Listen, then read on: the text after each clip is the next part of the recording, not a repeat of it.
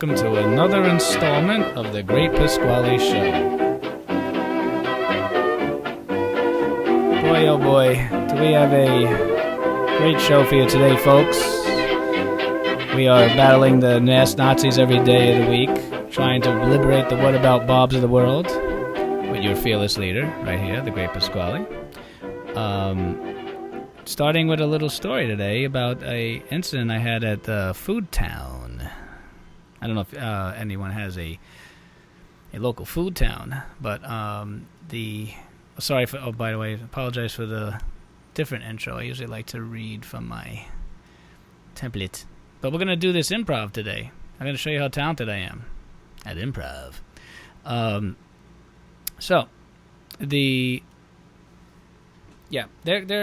They are flexing their muscles, ladies and gentlemen, big time.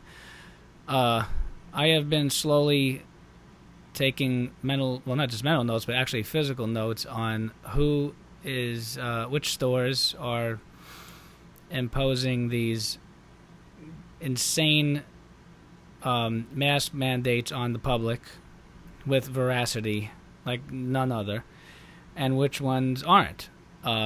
So within one weekend, I have run into probably 3 to 4 different incidents involving myself and usually my wife, because we go pretty much everywhere together, and some random store clerks or security guard or whoever they decide to have policing these doorways or even the register. Yeah, that's right. They even sometimes wait till you're done shopping because they know you're probably not going to put all your products back by the time you get to the cash register, so they decide to police you there. That's a real nice little sneaky tactic. Anyway, first story I'll tell you was at PC Richards. I walk in, and this is PC Richards on Hillside Avenue in New Hyde Park. And I have no problem giving away that information because any one of these stores that want to make their customers feel even more uncomfortable about just merely being free to shop versus the other camp that are afraid to enter any building because they think they're going to die. You know, to me, if it's that important, then stay home. If you really think you're going to be picked off by this virus with a 99% recovery rate, then don't leave the house. It's very simple. So anyway, be that as it may, I walk into PC Richards, and there's a long rope across there's a little vestibule entrance, and then there's the second set of doors right in front of the. Sorry, my chair's like stuck in a hole. There we go. There's another set of doors right when you actually enter the main part of the store, and there's a guy standing there like, he's got an N95 mask on, The N95. Oh, I don't have one here. I would love to do a prop, but it's like the one that looks like makes you look like you have a duck bill, like sticks out, puckers out. It's like real tight against your face. It's like, sorry, you gotta wear a mask. I'm like, well, first of all, I said, why do you have a rope up? Like, are you monitoring how many people go in the store? Sir, I can't even talk to you until you wear a mask. Put a mask on. He's like reaching into a box, trying to hand me a little, one of these things. This stupid thing. A fucking diaper. Yeah. Put it on my head. This is that's about as useful as they are anyway. So he's handing me this friggin' little rag, and I'm like, I said, no, it's all right. I'm not going to put that on. I just wanted to ask you a question. And he literally said to me, I can't even talk to you unless you wear a mask. I'm like, so we're not allowed to have a conversation unless we talk through this thing. Okay. I said, so you're not going to let me in your store even though the mandate says I just have to social distance? And he then puts his arms up, and he does an about face, and walks away from me. And I'm standing there flabbergasted, my friggin' mouth hanging open. I'm like, what's going on here? Then another gentleman. Let's go call them gentlemen because I feel like, it's the floor of Congress. So the gentleman from PC Richards to the left walks over and says, sir, can I help you with something? I said, well, yeah, you're, first off, the last gentleman was extremely rude to me and appreciate being bullied into wearing a mask to enter your store. He's like, well, it's not about being bullied, it's about being safe. I'm like, well, thanks for the education. I feel like calling him a dipshit because that's what he was. Anyway, a little back and forth. Long story short, this part of the story wasn't super interesting, but I had my clipboard with me because I carry this around with me, and I encourage others to do the same. This is a printout of the New York State Executive Order from Andrew Svashim Cuomo Jr., and it clearly states, effective at 8 p.m. on Friday, April 17th. Mind you, there's not been one update since. Any individual who is over age 2 and able to medically tolerate a face covering shall be required to cover their nose and mouth with a mask or cloth face covering while in a public place and unable, here's the linchpin, and unable to maintain or when not maintaining social distance. And it doesn't even specify that social distance. Another little loophole there. I gotta get a better place to put things down. So I threw that in his face. Of course, whenever you tell these people things, they don't want to even look at what you're showing them. They glance at it and they just keep talking over you. So I just basically tried to say to him, am I not able to walk in your store and maintain a respectable distance from others and shop? I'm a customer too. I said, I have a health condition, and it makes me uncomfortable. And I want to, and he's like, well, what are you looking to buy? I'm thinking, I got to tell you before I enter, what is that, the password to get in? The secret code? I said, I may want to buy 20 televisions, and I really want to pour my dollars into your business. Like, oh, well, in that case, you can maintain the distance. And he changed his whole friggin' tune, and I made him feel so stupid. I said, well, I'll be back later. I just want to know what I'm in for before I return to your lovely establishment. What a jerk. So that was PC Richards. Starbucks, same story. Send my wife in to get a cup of coffee. There's nobody in the place. Nobody. Not one individual. And the clerk's just like, and my wife's got the mask on. She's like, it was like just hanging down below, and I was like, can you just lift the mask up just a little bit? It made her feel so much better. She couldn't even, take the fucking order. She's already in the damn place. But now the story of the weekend. Foodtown. Nazi town, mask town. Walk in, doing all my groceries. And I think I've told you the story before, so I knew this was going to be the epitome of confrontations. And the girl that harassed me from a couple weeks prior, that I had that war with, I saw her make a beeline across the store. She must have seen me. I don't know if she saw me on the camera or just saw me walk in, but she walks over to the deli and she's pointing at me and she's like, she's got her mask down completely. She's eating some fucking chips or whatever. That's okay, though. And then we're done shopping. Even actually saw another guy walking in one of the aisles, and he had a shirt over his nose. And he's like, hey, I like your style, man. And I said, good, man, I like your style, too. Being creative here. I get on the aisle. I mean, these people are whack. There's another woman that grabbed 40,000... plastic bags from the produce aisle. She wouldn't touch one item in the store without grabbing it with a bag, and she had gloves on and a N95 mask. Everything in a cart was in a produce bag. It took forever for them to ring her up because they couldn't scan it through the bag. So I'm standing there waiting, and then I put all my stuff on the conveyor belt, finally done, and this girl, she's like, damn, my mask.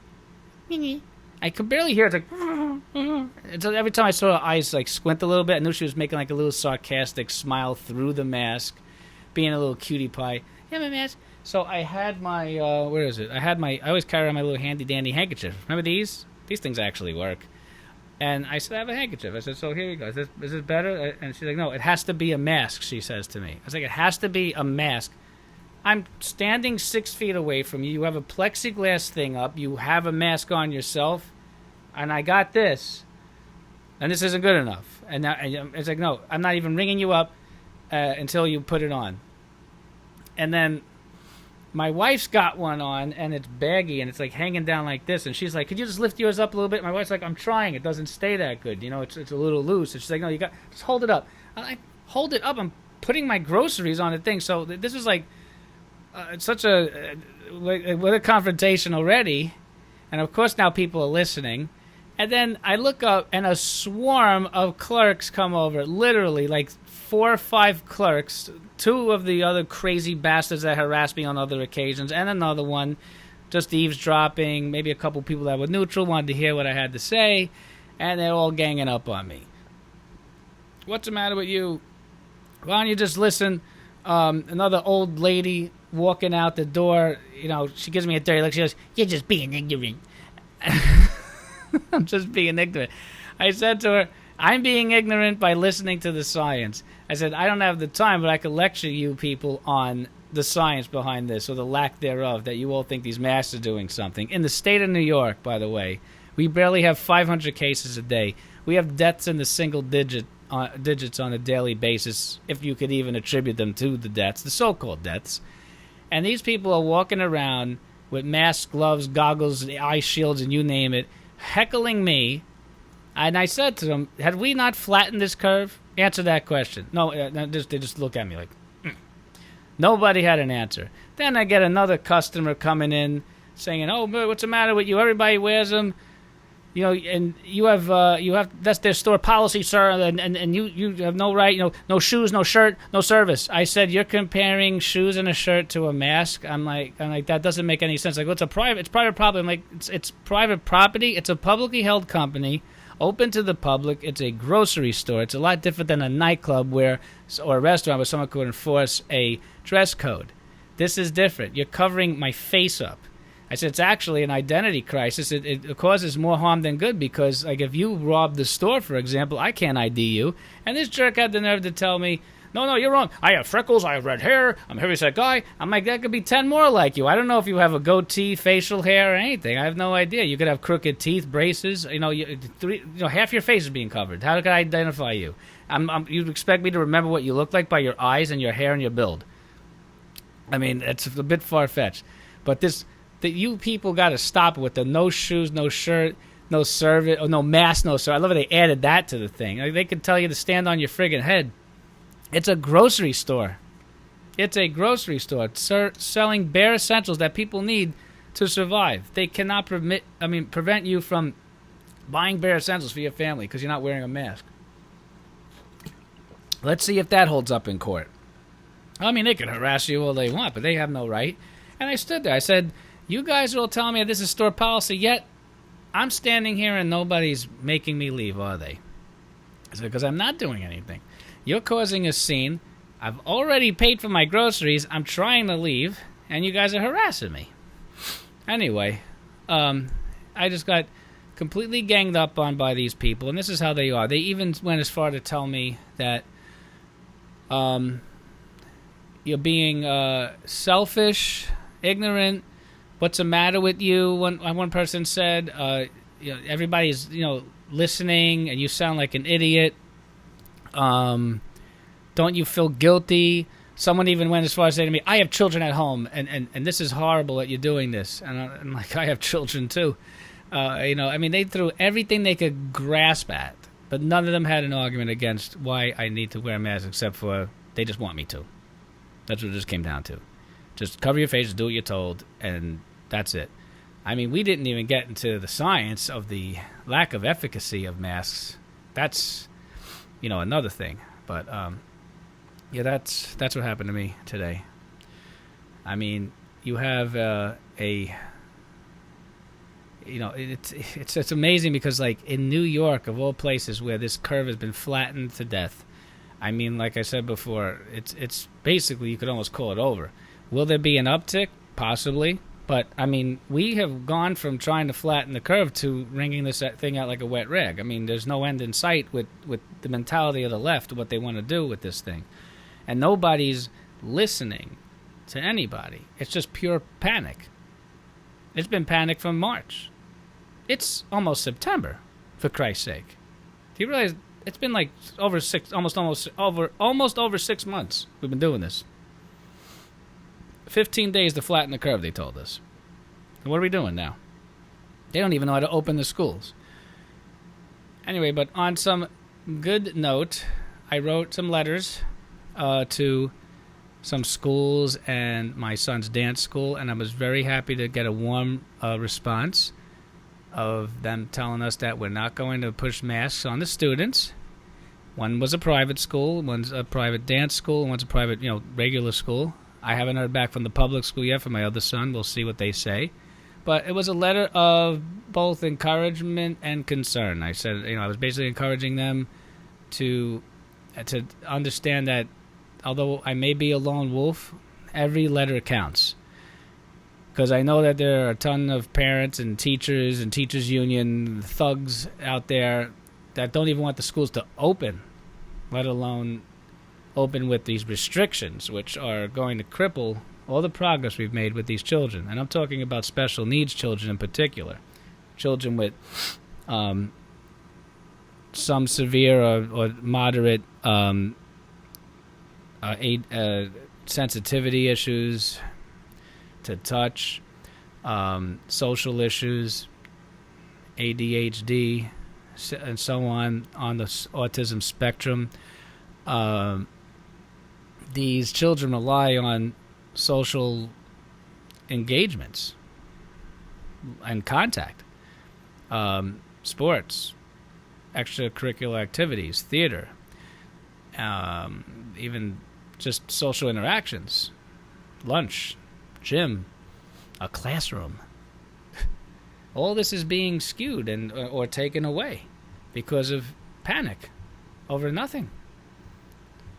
I mean, what in the world are you people doing to each other? We need this? Do we need this now? To fight amongst each other over nothing? Over putting a cloth rag over your face? Over rethinking how we socialize with one another? Over reinventing the wheel of science in the medical industry? Fighting over if kids are allowed to go to school and learn as a group like they always have? Over a virus that is one of the less severe, non-dangerous, and I'm almost finding now not even as contagious as practically every flu we've had in history.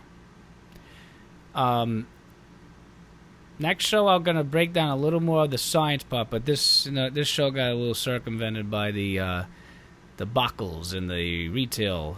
And I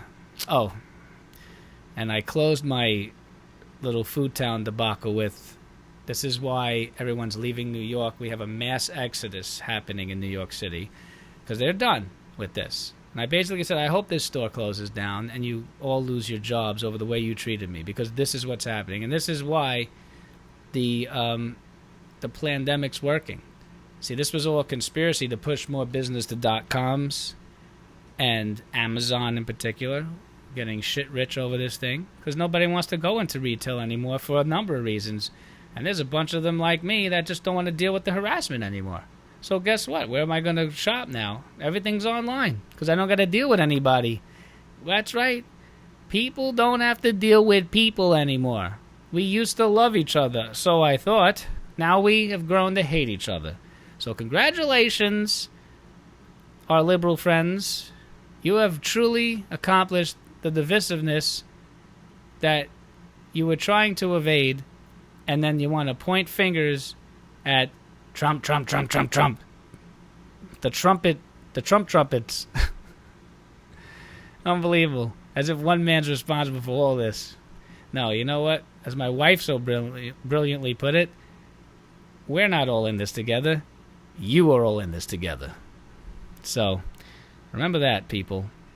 This is a conspiracy like no other. The hoax continues.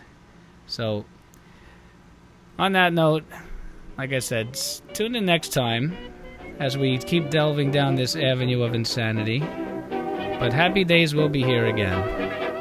Just hang on a little bit longer. The Great Pasquale is here to save you from this tyranny, because we've all had quite enough, haven't we?